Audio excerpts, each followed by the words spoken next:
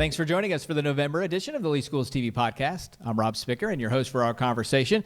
Today we're going to be talking about community partnership schools. When the school district followed through on its sales tax campaign to rebuild Franklin Park Elementary, the project included a full community partnership school bringing services in to help both the students, their families, and the community at large. We're going to have two guests for our topic today, and first up is going to be Jenn Robinson. She's a coordinator in the superintendent's office. We thank you for joining us today, Jenn. So first, I want to just ask, what is a community partnership school? Good morning. Thanks for having me out here, Rob. A community partnership school is a school with a long-term partnership and relationship with four core partners. That includes the school district, a nonprofit, a university, and a healthcare provider, all with the common goal of providing wraparound services and support to address the needs of the students, the staff, and the community. And where have we set these schools up, and are they offering the same services at each site? Yeah, we have three schools. We have Franklin Park Elementary, the first. We also have Fort Myers Middle Academy and Colonial Elementary School. Each of the schools has those four core partners embedded within, and the services and the support are available at each of those campuses. So first, let's talk about the Fort Myers Middle Academy, Colonial Elementary. How do the students or their families or the community take advantage of what's being offered at those schools? Absolutely. So the CPS staff, the Community Partnership School staff, is embedded within the school, and they are part of the leadership team. So they're meeting regularly with the administration, with the staff, and with the community to really understand what those needs are, to achieve those common goals that the school has, and to be able to meet those students where their needs are at. And Franklin Park Elementary, this is really exciting. Planned right into this new school was to include the United Way, the Lee Health, the FGCU, the other partners right on campus in their own standalone building. So how did it all come together? Yeah, this has been an undertaking for several years now that really is in alignment with the Greater Dunbar Initiative, which is a part of the City of Fort Myers and the Housing Authority, as well as others, as part of the Choice Neighborhood Implementation Grant.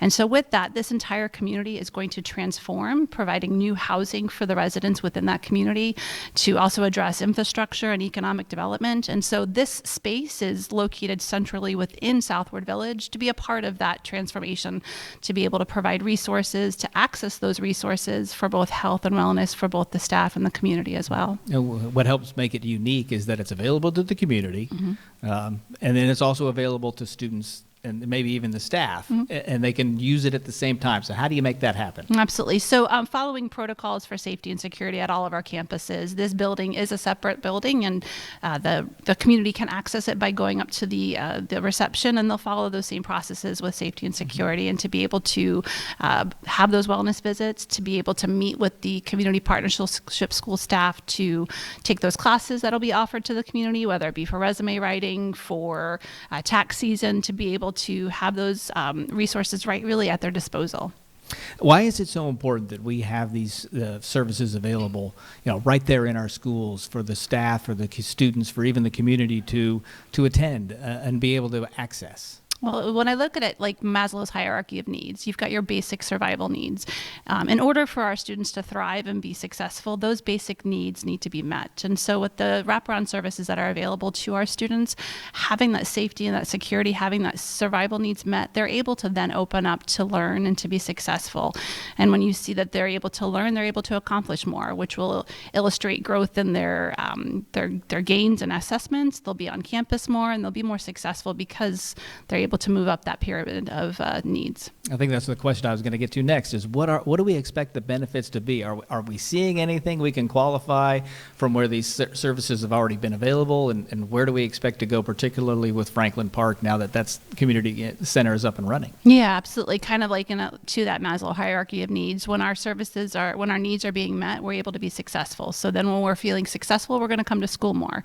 So you'll see a lower absenteeism rate, you'll see growth in the classroom, you'll see growth in their academics, you'll see growth on their assessments, and so you'll be able to see those tangible results of our students being successful because those needs are being met. And that foundation laid, it just continues on as these students continue on in their education, better for high school, perhaps even post-secondary or after that, or career, whatever comes next. Absolutely. We're setting that foundation. Should we expect to see more?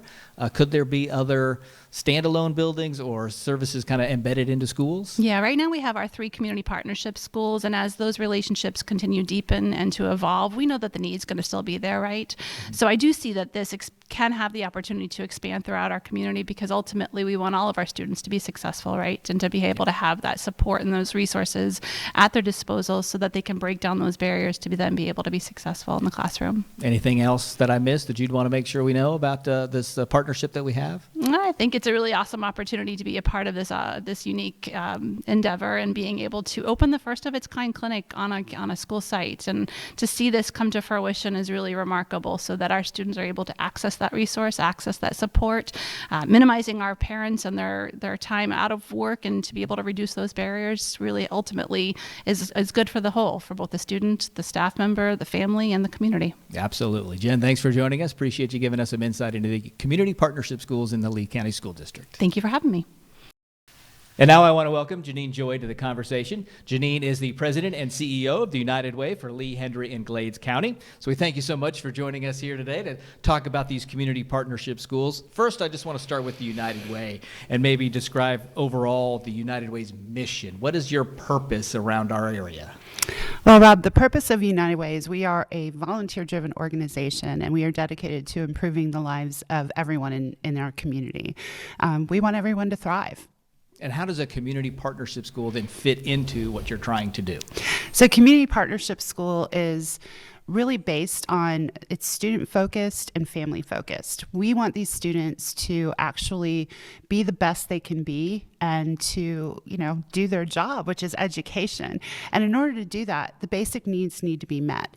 So a community partnership school really focuses on the school, the community, and the families and the staff. And we make sure that the students have everything they need, from whether it's food, school clothes, school supplies, to greater needs, possibly helping family members find a job or find reasonable rent. Anything that helps them get through the day. Exactly. Right. So what do you estimate the real need, particularly in Lee County, where we have these partnership schools, to be? Because it can seem so easy, I think, to underestimate it. We go to work, we go home, we go to our grocery store. We're in that, if we will, just that bubble we live in with our family and friends, and we don't always necessarily know what's happening around us. So what kind of is the need around Lee County?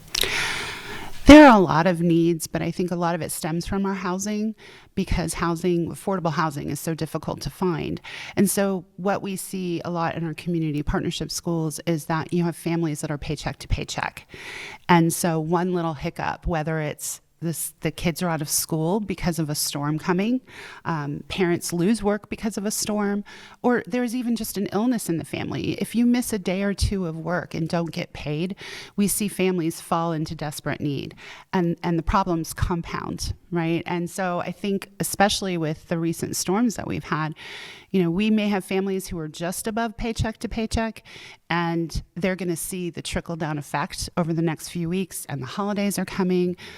So I think what we don't realize is that when you are that paycheck to paycheck, all of a sudden it's, do I buy the asthma medicine, or do I go get groceries? Do I pay the water bill, or do I pay the electric bill? And so those are choices that nobody should have to make. So I think those are the biggest needs right now that we're seeing, is that affordable housing makes everything more difficult for these families. You're right there on the cusp. Yes. That one emergency, that one unexpected event changes everything. Exactly. Interesting. When you're creating a community partnership school, what is it you're really looking for to set one up? What's going to make the difference? Well, we work very closely with the school district. The school district kind of dictates where the greatest need is for these community partnership schools to go. But the key to the success in these is that we have stakeholders in the community that agree to partner with us on this. So we have the school district, we have FGCU, who offers interns to the program, Lee Health, as the leading health organization in our community. They offer us guidance as well. And so between the four of us, we create this core partnership, and that's the only way it succeeds. United Way is great in and of itself, but we can't accomplish these things by ourselves. Yeah, now at Franklin Park, you've got a standalone, it's a brand new building, operating independently in a sense, if you will. So what's it like now to really have this full space to be a community partnership school? It's absolutely incredible.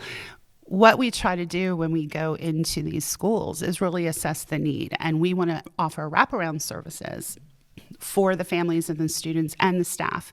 And so the more space we have, the more programs we can bring into that. So within Franklin Park Elementary School, we actually have a clothing closet with brand new shoes and uniforms and clothes, and that the students can actually even go into dressing rooms and try on stuff. We have a full pantry. We have a loading dock now, so we can get those supplies, that food delivered to us, and we can make sure the shelves are kept full. And then we have this great conference room as well, so we can offer programs to the families, whether it's how to write a resume, or it could be our VITA program, which is our volunteer income tax assistance program, where we can offer to do people's taxes for free that qualify and save them money. So it just lends itself to more opportunities to help. So when we say wraparound services, that's what we mean, is really just about everything and anything. So could it be seasonal, like some of this help comes in at a certain time and then maybe we change it out at a different time of the year as we're approaching summer, maybe we set you up for the next few months, that kind of thing? Exactly. Tax time, we all know, starts end of January, goes through April 15th. I'm sure we're going to be doing a lot of taxes out of that building. But yes, especially beginning of school and right after school comes back after the Christmas break, we know that we're going to see a lot of needs for students with clothing and school supplies and things like that again. So it just really allows us to pivot and meet the need where it's at. What do you anticipate being the primary focus of the center at Franklin Park? Well, we're really excited that we have a clinic there. This partnership with Lee Health allowed us to have a pediatric clinic as part of the community partnership school. And what that's going to allow people to do is, save time, number one. Parents who have to take their kids to wellness visits and things like that. Well, how great is it that you can make that appointment and then your child's right there at school. There's no time lost. And so it's just a beautiful thing. We couldn't have imagined anything greater than having that clinic there. Yeah, so how's that going to work? Walk in, by appointment. If I want to see the doctor, I do what?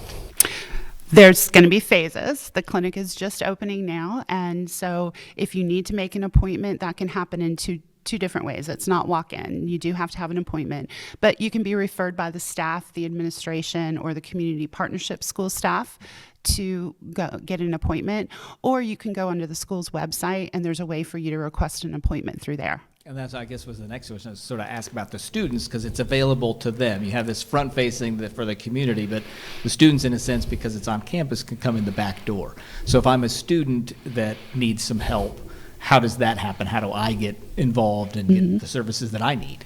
Again, that's going to be a referral basis.